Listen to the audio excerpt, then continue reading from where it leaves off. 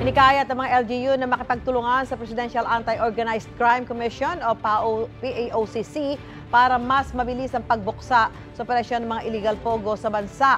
Sa pagdinig sa Kamara, sinabi ng PAOCC na nasa mahigit 400 illegal na pogo sa bansa ang kailangang suriin.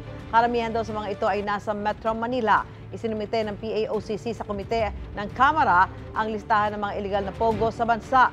Ayon sa PAOCC, bawat sinasalakay na Pogo Hub ay kadalasang sangkot sa panloloko at sa iba pang krimen gaya ng human trafficking, prostitution, kidnapping at pang-aabuso. Ang Department of Interior and Local Government naglabas na ng Memorandum Circular kaugnay nito.